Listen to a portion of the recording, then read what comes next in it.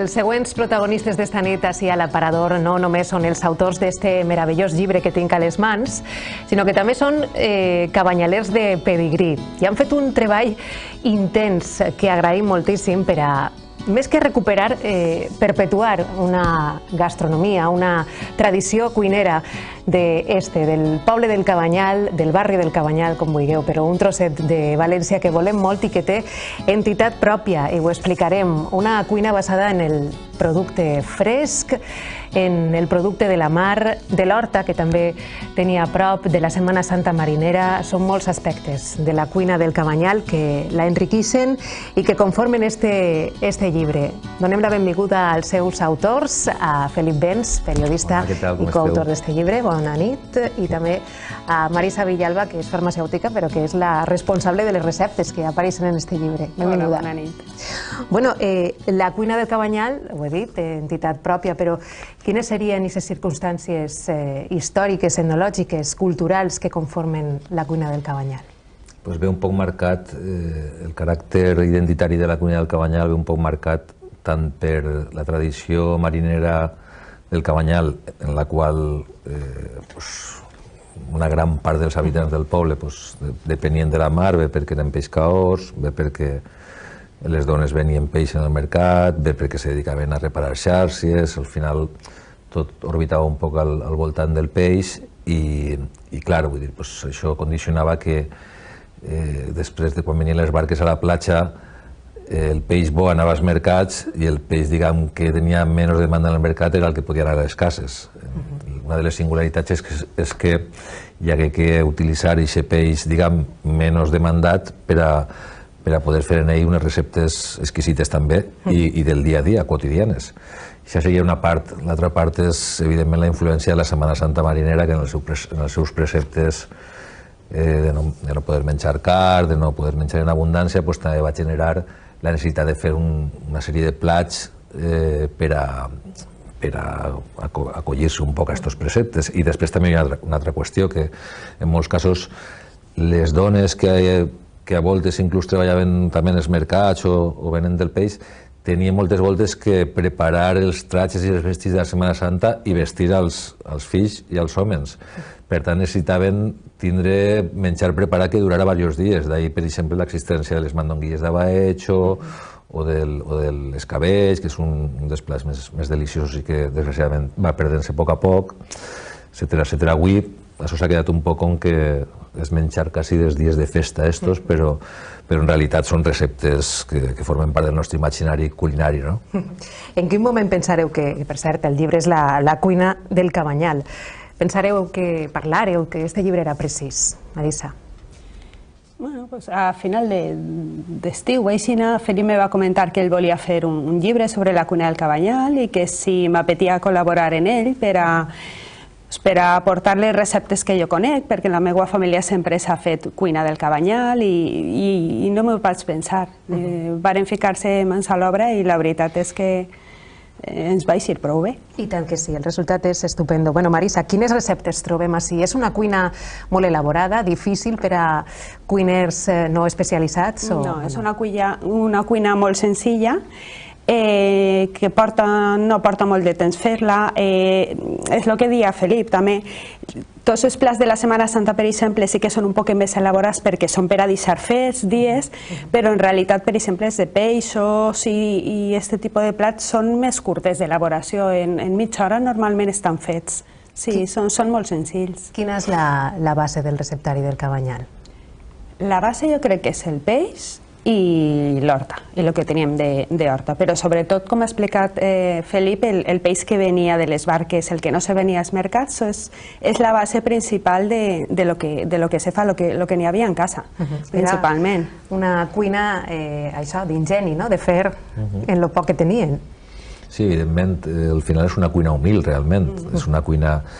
Estos dies, des que presentarem el llibre, alguns crítics gastronòmics han valorat molt positivament el llibre precisament perquè és una cuina rotunda, una cuina senzilla, una cuina d'arrels que està un poc en contrast en la cuina més moderna. Esta és una cuina tradicional, no? És una cuina que en les cases on realment se fa menjar cassolà, doncs moltes d'aquestes receptes continuen sent part del dia a dia, però també la intenció era un poc també, com has comentat al principi, que no es perguera fixar tot este patrimoni culinari per a les futures generacions, no? Pues, independentment, per exemple, hi ha plats que pràcticament ja només se cuinen per a Setmana Santa, no? Alguns d'ells, i és una pena, i estaria molt bé que pogueren reincorporar-se. En un dels artículos del llibre, en el qual Pep Martorell entrevista a dos mariners molt vells del Cabanyal, de 92 i 88 anys, precisament parlen de els peixos que fa uns anys, que fa unes dècades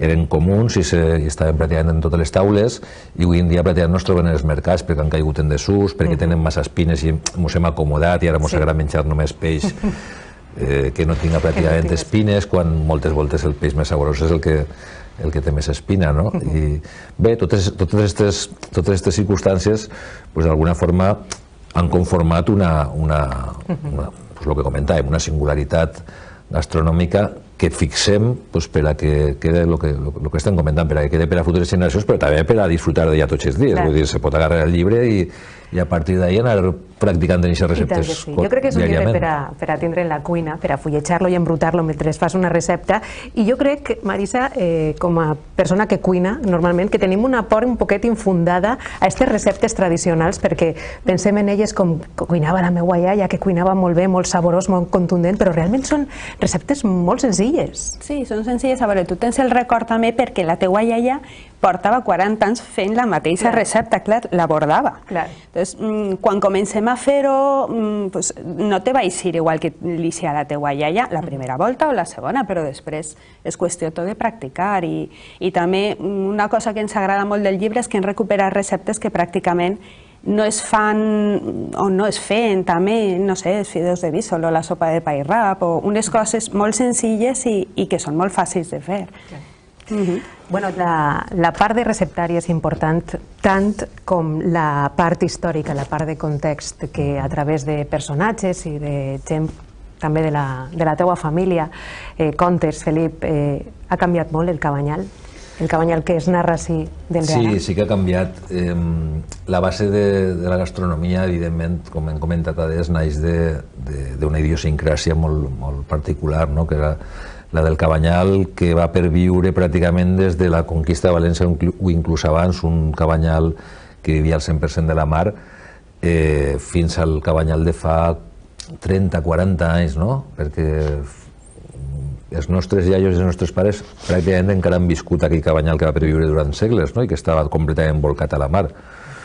Per circumstàncies d'economia i per moltes altres circumstàncies, avui en dia la pesca deixa de ser una activitat primordial al Cabanyal, evidentment, i la gent viu d'unes altres coses, però bé, ens pot quedar esta forma de cuinar que d'alguna manera ens retroben en les nostres arrels.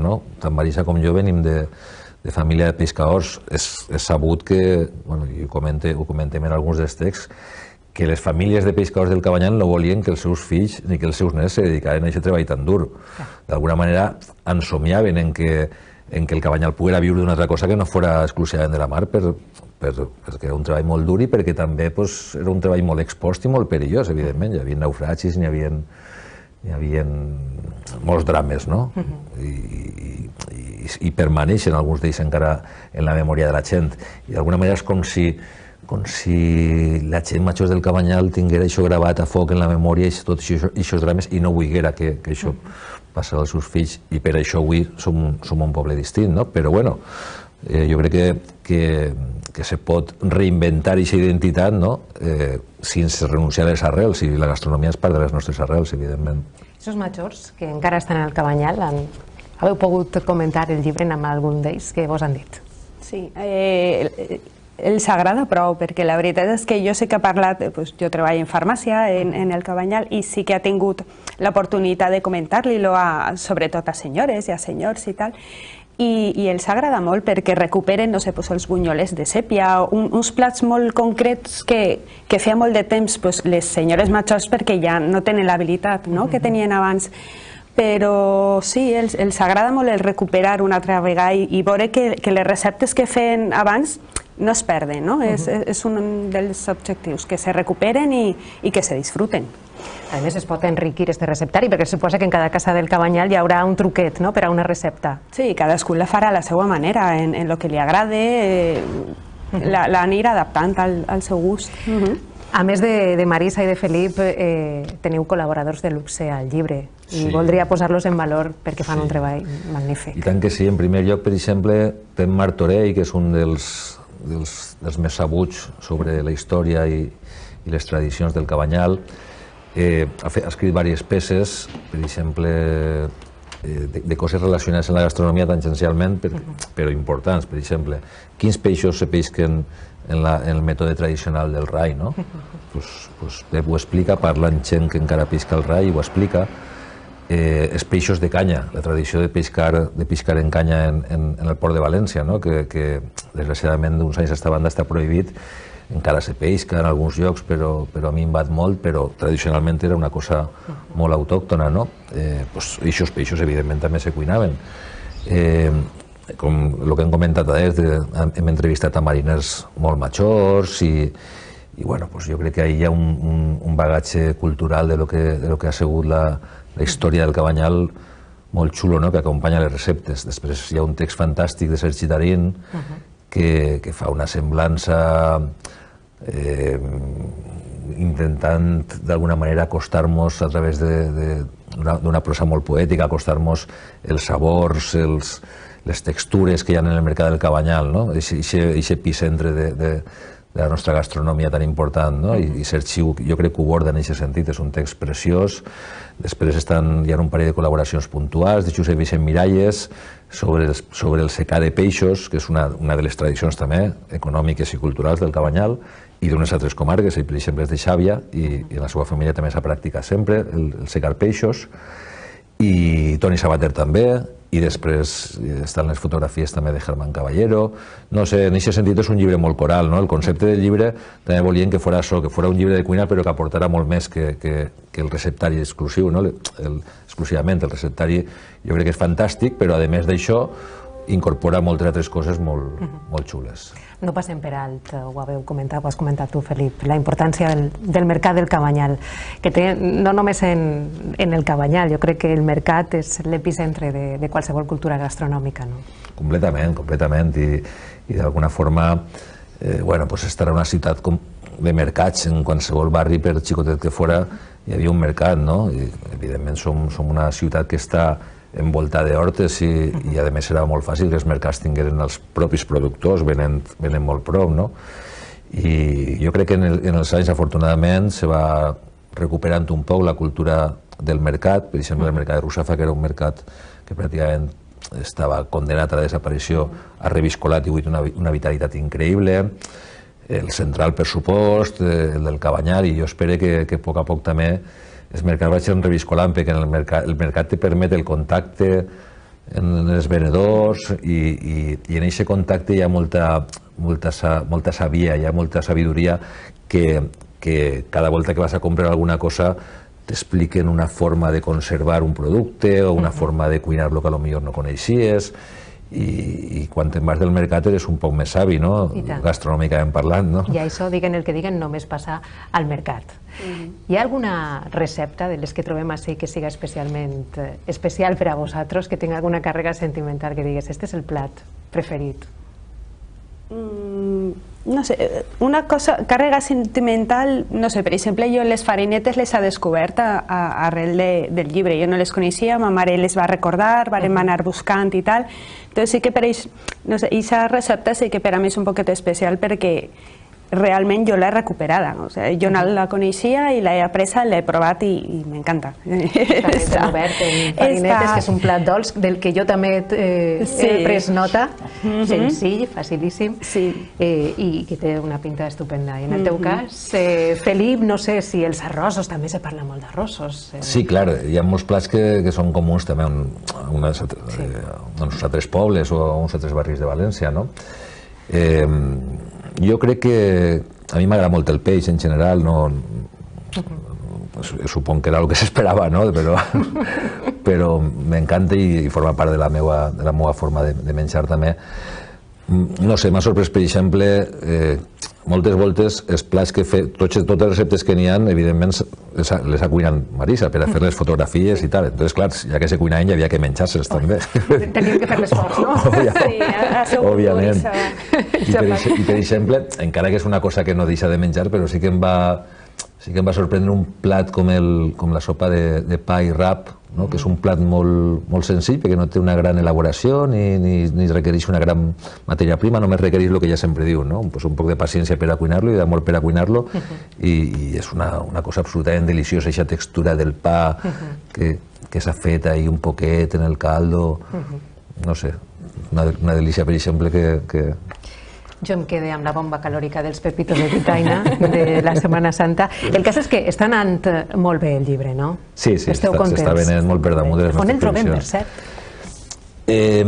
Està esgotat, està pràcticament esgotat, però crec que queden alguns, per exemple, en les llibreries principals del centre, jo crec que encara se pot trobar en algunes.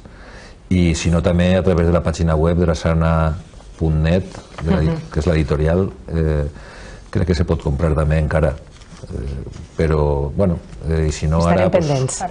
Farem una segona edició, deu esperar. Això t'anava a dir.